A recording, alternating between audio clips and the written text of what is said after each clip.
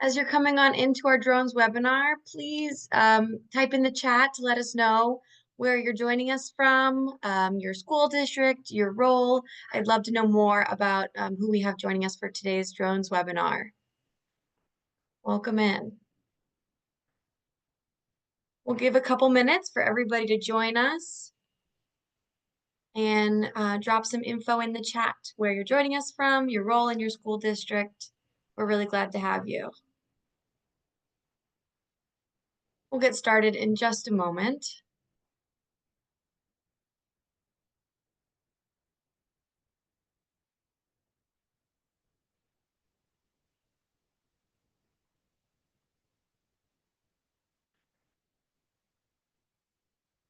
Oh, great. Right away, I know we've got people from all over the country, Florida, Idaho, California. Awesome. Great. Some joining us from organizations, community organizations, school districts. Wonderful. Thank you all for being here. Today, NextWave STEM is going to share with you some ways that we can have students be supported in drones from beginning to code in their classrooms through careers and why drones are helpful and important for our students, especially in the landscape that they'll be graduating into careers. So thank you all for joining us. So NextWave STEM is based here in Chicago. We provide curriculum, equipment to educational institutions, community-based organizations to give students hands-on experiences in emerging technologies. Today, our focus is drones, but we also include other technologies like 3D design, solar technologies, and other sustainable solutions, all sorts of coding and programming, so that students are prepared for their futures, the careers that maybe didn't even exist a few years ago, but we are preparing them for across the country. I am NextWave STEM's Program Operations Manager. My name is Hope Thompson. I oversee our active programs and I manage our ever-growing curriculum offerings across all those different industries and topics. Before my time at NextWave, I was an elementary science teacher in Baltimore and in Chicago public schools. And I also held roles in instruction and curriculum design for robotics for pre-K through third grade, which I love to mention because even our pre-K students can be engaging with some of these coding and programming concepts that we talk about when we think about these advanced technologies.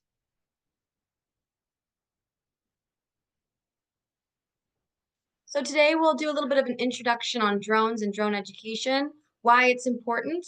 We'll allow some time for classroom considerations. We really want to think about what it means to be putting drones in the air in a classroom and have you leaving with some really immediately usable strategies for incorporating drones. And then we'll have some time at the end for questions and answers.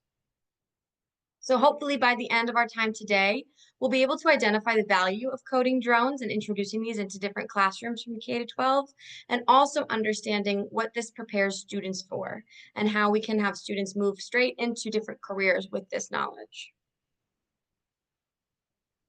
So to begin, I'd love to know about what you know about drones in the classroom, your comfort and familiarity with using drones. So if you could drop a number into the chat to identify what you know about drones in the classroom right now as we begin our session today. From 1, I know very little about drones and I'm not really sure how they relate to classroom learning, all the way to 4, I'm very comfortable with drones. Maybe I've used them in the classroom. I've implemented a drones unit. And then in between, I know a little bit about drones, not really sure how they relate to use in the classroom, and being more comfortable with drones, maybe even used them, but still need help building long-term sessions. All right, so I'm seeing a range, some 1s and 2s joining us. We're lucky enough to have some 3s and 4s who have a little bit of that expertise. Excellent. Great. Well, hopefully everybody here will get to move a little bit closer to 4 by the end of our time together, develop some comfort with drones and understanding how we might use them regardless of our age group or grade level.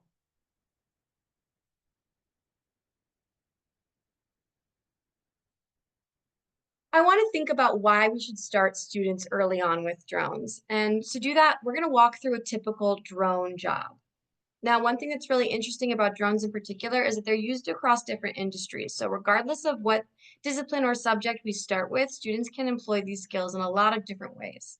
When we think about how drones are used in the real world in different careers, there is often a starting point of articulating the problem. What needs to be assessed or solved by drones?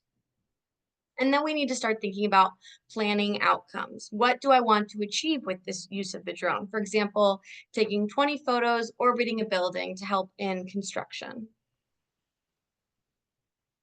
Then we need to think about planning that mission, the route that the drone will take, the flight patterns, and anything else we need to be prepared for, like limitations around weather conditions or battery life. A little bit of pre-mission preparation, getting the equipment ready, making sure devices are charged, the weather is amenable to a drone flight, and any other safety precautions that need to be taken into consideration. Then the actual execution of the planned programming, adjusting in real time to meet any unexpected challenges. And ultimately, doing some data analysis, assessing whether it was successful, it met the desired outcomes that we set at the beginning, interpreting the results, and communicating and narrativizing these outcomes to any stakeholders. Regardless of what we're preparing our students for, if we're science teachers, STEM teachers, general classroom teachers, these are soft skills we want our students to have across the board. The ability to articulate a problem, plan and execute a mission, implement, and then analyze whether it was successful and communicate the results. These are skills that will translate across different industries and careers. So regardless of what student interests may be, we know that these drone opportunities can help them build those skills. I want us to think for a moment here at the start of our session about what you think the role of drones can be in classrooms. So take a moment, maybe drop one or two ideas in the chat for how you think drones could be used in any classroom. Maybe it's yours, maybe you visualize it more for a different grade level or subject, but drop an idea in the chat of how you think drones could be used in a classroom.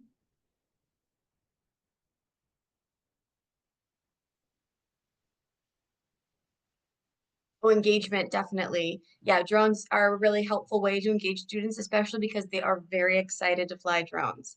It's not something that there's going to be a lot of challenge on getting students excited. So definitely for engagement. Career awareness, we're going to talk a lot about that today. There's a lot of different things that students can use drones in across different careers. So it can be a great way to start to push students to think about how they might use them in their areas of interest. Making scientific inferences, definitely. Yeah, already we're seeing some more specific ideas like crop monitoring or tree inspections. Absolutely. So you can really tailor these to what you're working with your students on. If you are in an agriculture class, how are we using drones for agriculture? And I want you to think a little bit about your school or classroom, specifically your students, or if you're a STEM coordinator for a district, maybe think about a classroom or a school that you work with closely. Is there anything that comes to mind about how, in the very real, immediate future, students could use drones? Oh my gosh, yes, the growth mindset. We see that all the time. It's one of my favorite things about coding is that it is built in. A little bit of trial and error means that you are learning something. So we get students really comfortable with the idea that hardly any code works the very first time. There will be a process of debugging. Students will need to get really comfortable with failing and trying again. And drones are a great way to do that. Great. Well, we'll talk about a lot of different ways to use drones over the course of this seminar. So at the end, hopefully you'll have some even more specific ideas about how drones will be used in your schools or classrooms.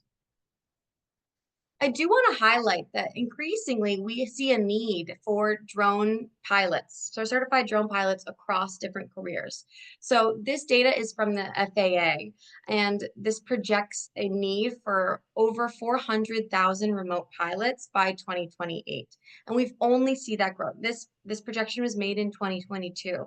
So we've only seen the need for those sort of careers grow in the last few years. So there's definitely a market for students to be entering the workforce with these skills and potentially even with the certification that comes from the FAA.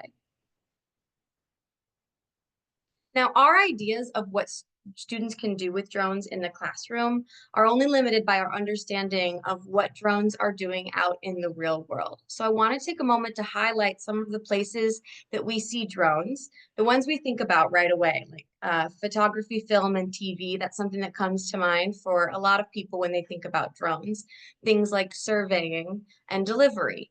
Those are often the ones that come up the most. But we also see drones being used in search and rescue, in journalism, in healthcare and delivery, disaster response, using for mapping and surveying, especially in areas that are unsafe for humans to travel, tracking wildlife. We also see it used in agriculture with weed spraying and other GIS mapping. Students also love to think about swarm artists using drone swarms to create a light display. Things like building inspection, mining and construction, where we find, again, places that aren't safe for humans to travel in traditional ways.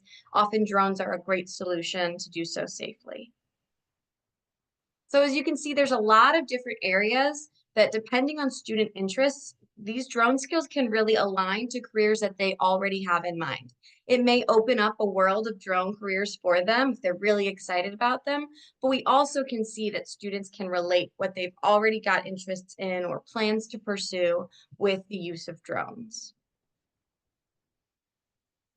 So why do we see drones in the classroom?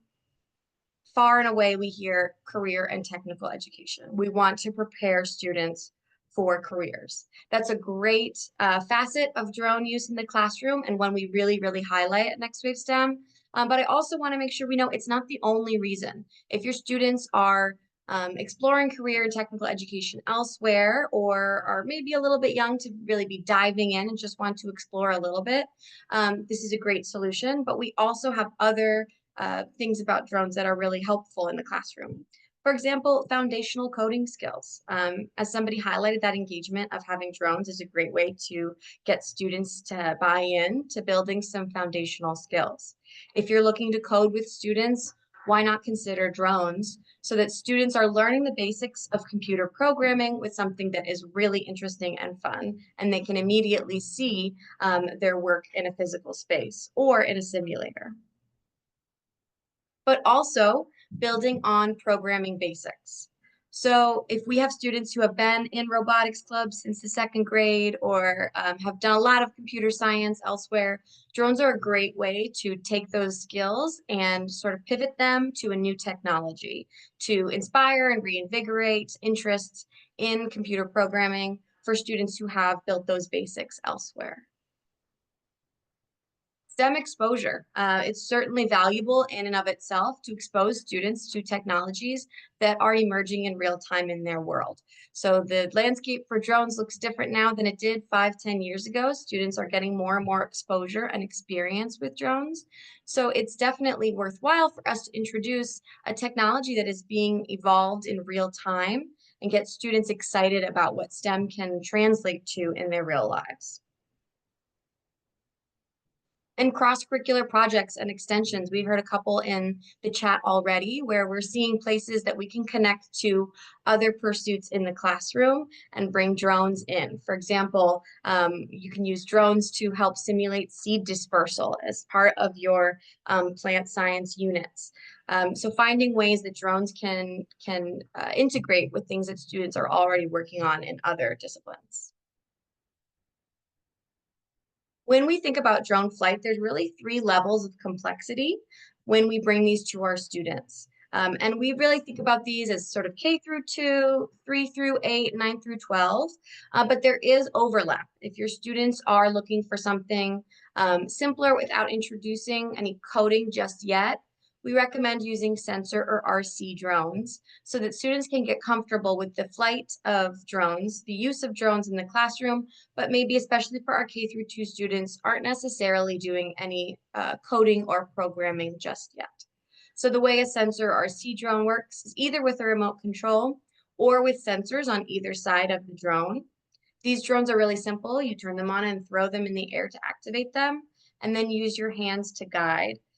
They can be pushed or pulled in different directions, and in many cases, Different hand signals also code additional capabilities. So for example, putting two hands on either side of the drone makes the drone do a flip. So these are great introductory drones for students who are, again, not quite ready for the coding aspect just yet, or you're really looking to boost engagement and think about igniting students' interest in drones before really taking it to the next level. And that would be block programming. So this is a great way for students to engage with basic coding skills and use them to code a drone.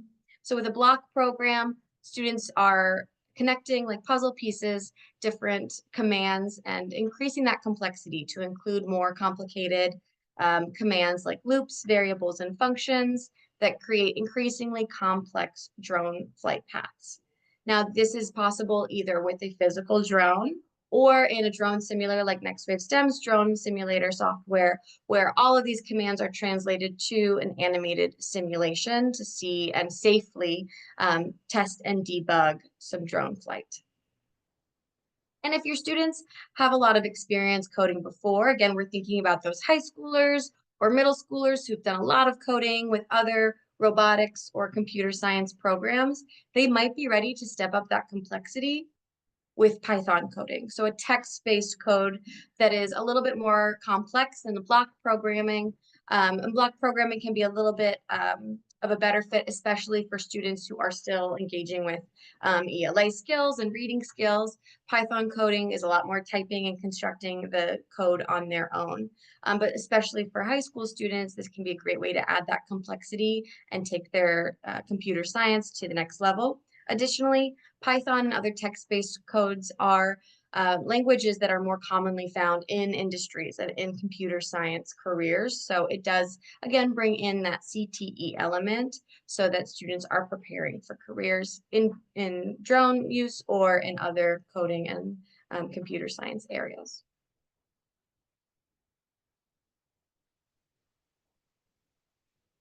So as an educator myself, I know we're joined by a few here. I know at the end of the day, we all think about classroom considerations. What does it really mean to put drones in the air in a classroom of 25, 30 students? How can we prepare for students to use drones in the classroom in a way that is safe and effective and engaging for all students? So immediately we want to think about student roles and expectations. Before any drones go in the air, what kind of roles are students engaging in so that they know what is expected of them, what they will be doing to engage with the drone, help oversee the flight path or make sure that everyone is safe during the flight, and how can we ensure that what goes up comes down safely and all students are engaged. So I want us to take a moment and please think about what student roles you would assign, let's say a group of 4 students who are going to execute a drone flight. So drop in the chat some ideas for what what student roles you would assign when putting drones in the air.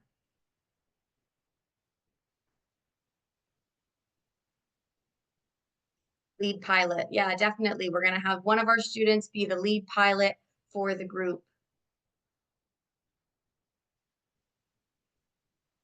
What other roles do you think those other 2 or 3 students might have? Yeah, a safety officer, a ground crew. Yeah, I love to see the connections of like what kind of names can we give these roles that are connected to real world career paths. Yeah, safety crew, ground crew, safety lead, our visual observer, absolutely. Yeah, you guys are hitting a lot of the ones that we recommend. So definitely a pilot, a lead pilot for your students to have someone who ensures the team is ready, is responsible for pressing takeoff or launch path, and beginning that drone flight.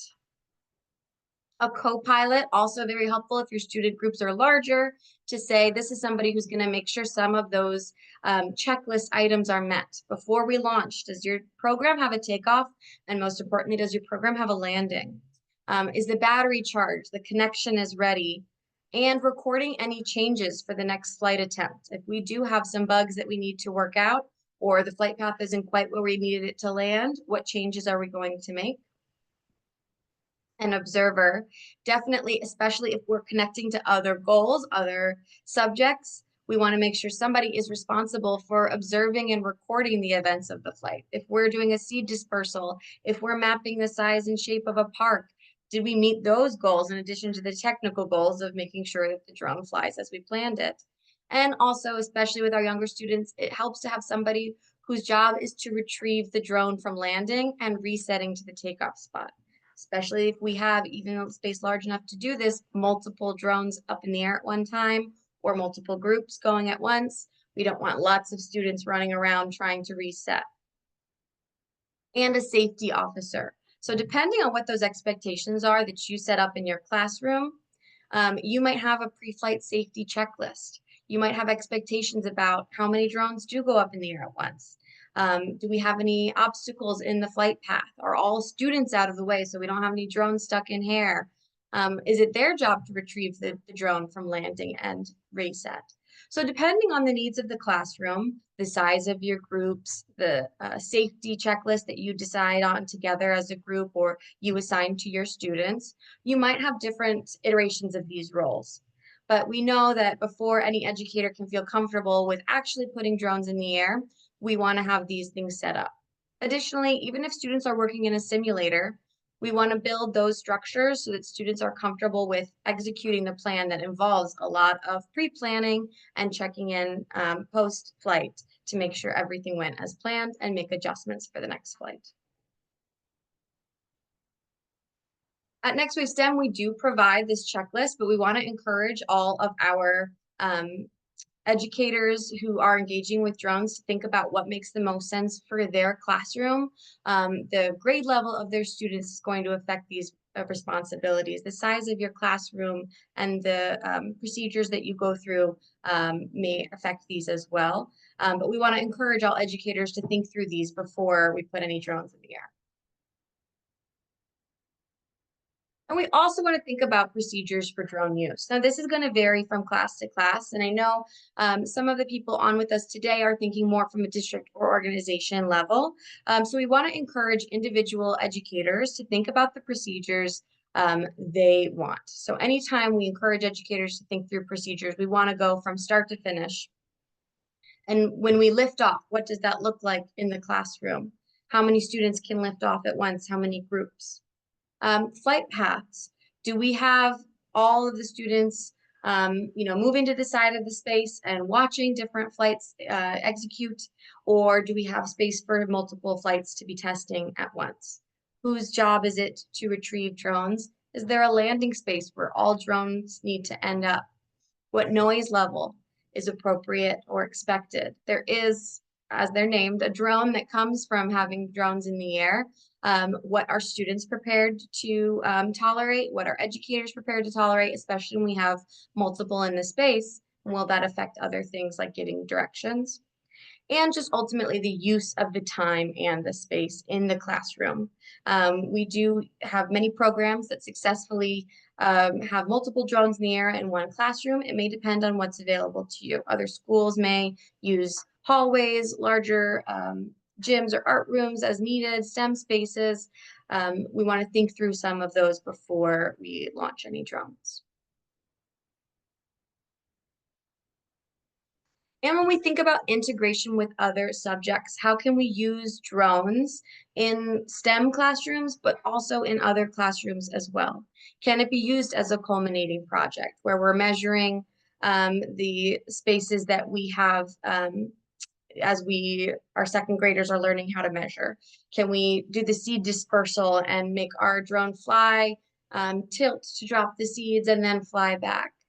Can we collect images, video, or data to use in our journalism article that we've been working on for our media class? So thinking about how drones can be integrated with existing plans or used to reinvigorate units that maybe could use something new and connected to emerging technologies.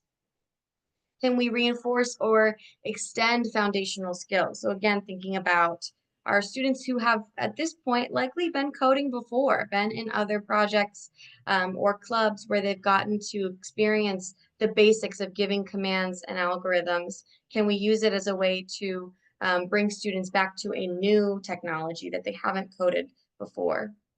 And thinking about that career and technical certification. The FAA requires that students be only 16 to receive that pilot's license, drone pilot's license, to take and sit for that Part 107 certification test.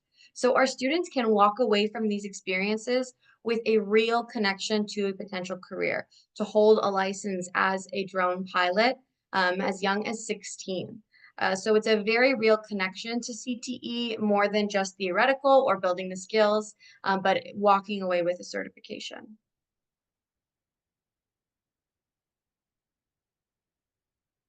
So with some time to think about how we have used drones in the classroom, how we've discussed the different ways that students can use them, I'm curious if we've had any movement on how your comfort with launching drones in the classroom would look. I understand, especially with physical drones, there is an element of wanting to try it out yourself first. So our ones, I understand if you haven't put drones in the air first, it can be a little bit daunting. We do have a NextWave STEM simulator, which is a great introduction as well for teachers and students who maybe aren't ready to go all the way to physical drones, but want to start to build these skills and see in a really rich visual space an animated simulator. So how would you, dropping into the chat now, identify your comfort with putting drones in the classroom?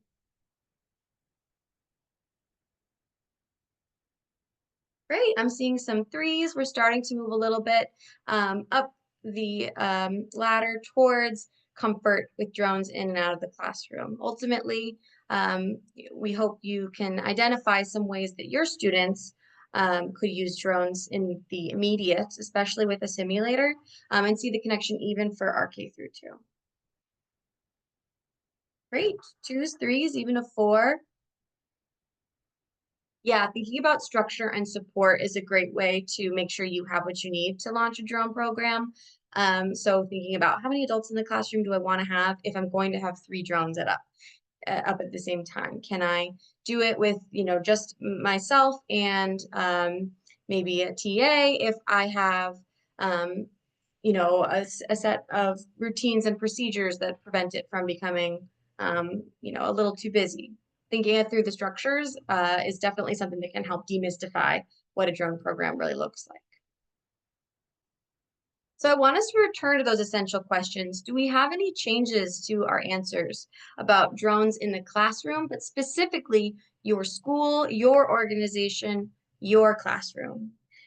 Did we see a connection between a unit you've been doing for years that could use a little bit more sparkle? Let's add a drone connection in that final activity where students are working on a project that could be more data collection or could use drones, or it connects to a project that they have already been doing.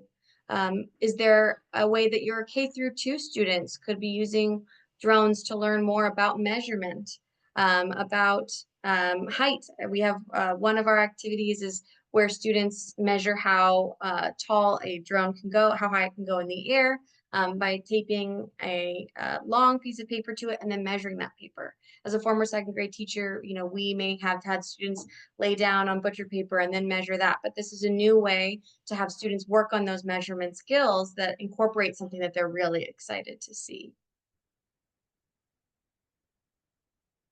So think for a moment about some of those responses at the top of our time together. And how have they changed? Do you have any new ideas? If you have any, please drop them into the chat. I'd love to see what we're thinking about, and you may find that other people have similar connections or find those really useful. So I'll give you all a moment to throw some ideas into the space.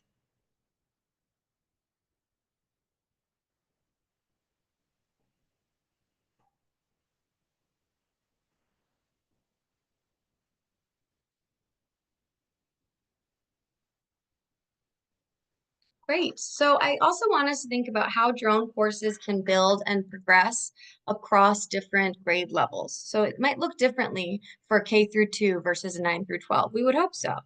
So in grades K through 2, we're going to start sort of at the bottom of this ladder. Our earliest learners can get a hands-on approach with drones. Think about those RC or sensor drones to learn the basics of drone flight, the uses of drones in our everyday lives, maybe connecting the drones to things that fly and connecting to camouflage, thinking about how we could collect information about animals for our adaptations unit. An introduction using drones without necessarily getting into some of those more advanced programming skills, especially for our pre-readers, or using simple programming programs like Scratch Junior so that students can start to get those building blocks and connect them to drone flight.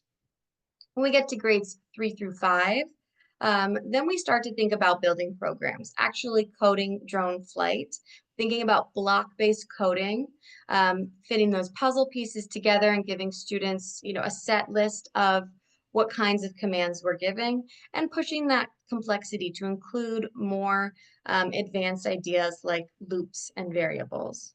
But also connecting to some real-world application and discovering ways that drones might be used. In grades 6 to 8, that's when we're really going to emphasize those real world connections.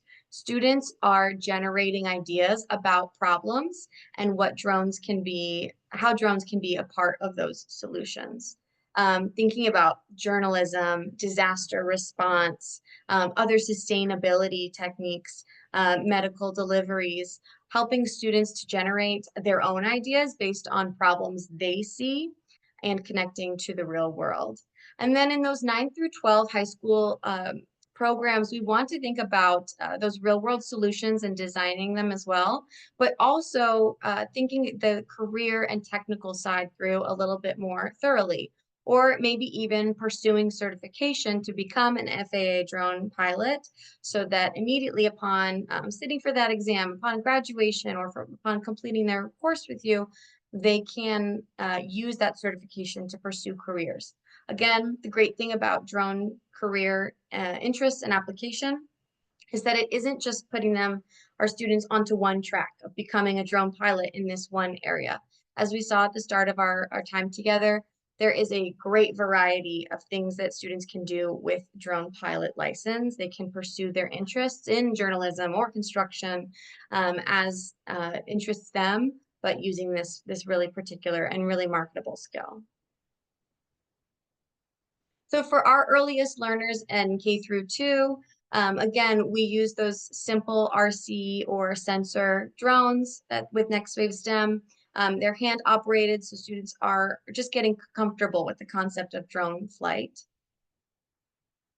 Our 3 to 5, we start to increase that complexity with block-based programming, testing the capability and range of drones, and thinking about those real-world scenarios, really simulating them. Versus the 6 to 8, we start to present these problems to students and ask them to find those solutions, increasing that creativity and critical thinking when we use drones to help solve real-world problems.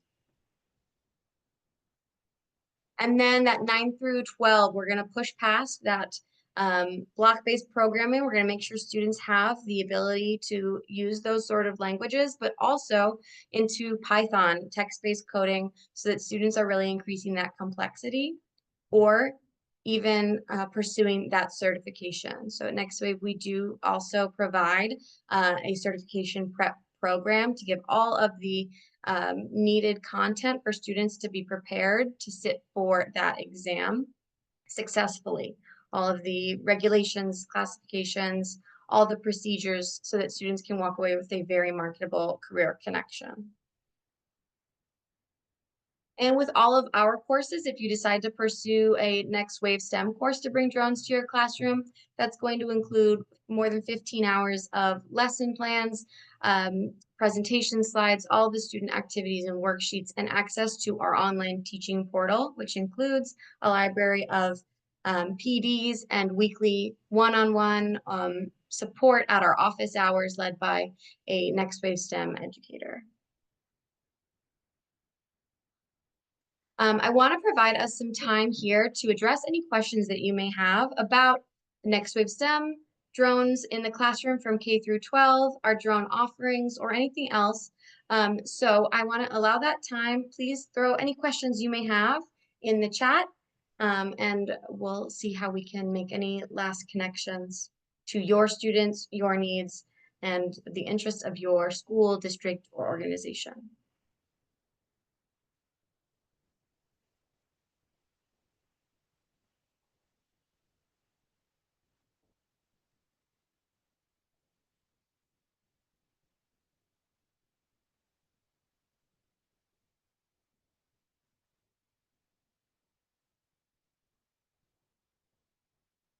If you don't have any questions, and I will stick around for a few more minutes, so I encourage you to stick around as well. Please schedule a quick meeting to learn more if you'd like to see if the NextWave STEM offerings are a good fit for introducing your students to drones. Like I said, we provide all of those materials plus things like the checklist, the student roles and expectations, procedures to help structure so that you are as prepared or your teachers are as prepared as possible to launch those drones.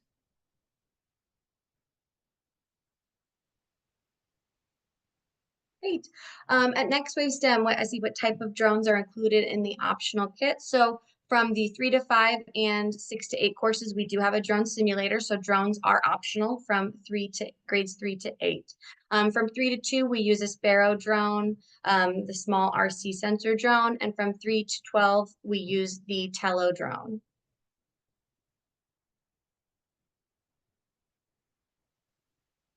Yes, our presentation is recorded and will be shared. Introducing drones in an informal setting like a STEM night to get kids excited before bringing them into the official classroom setting. Yes, absolutely. We know drones are something that really get kids excited, parents and families as well. So we do really encourage finding a way to bring them into an informal setting. With the drones that NextWave STEM uses from 3 to 8 or 3 to 12, the Tello drone, there is coding involved. So that requires things like downloading any requisite softwares and having some skills in coding to begin with. So we do encourage, if we're going to do something more introductory, sticking with a sensor or RC drone so that you can have a demo, but also a little bit of participation without needing necessarily any baseline coding skills. So when working with younger students or parents and families, or even our 3 through 12 students who might later go to the block-based or text-based programming, using the sensor drones is a great way to get excited about the drones, maybe having a challenge like getting the drone from point A to point B, but not having to worry about getting everyone a device, the software downloaded, and teaching somebody how to do a basic flight path in just a couple of hours during a STEM night.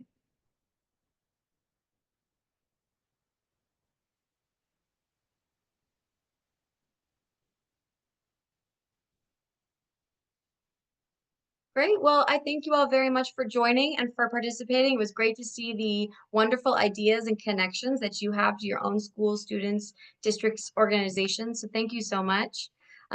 Please check out our course catalog if you're interested in our other offerings. That QR code down there will take you to see over 30 of our courses beyond drones into 3D printing and design, all sorts of computer science and coding, hydroponics, sustainability.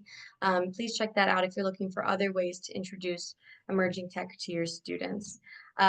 Please reach out, schedule a meeting if you'd like to know more, but we're really excited to see how drones can connect your students to the world of emerging technologies in all the various ways that we've shared here today. Thank you so much.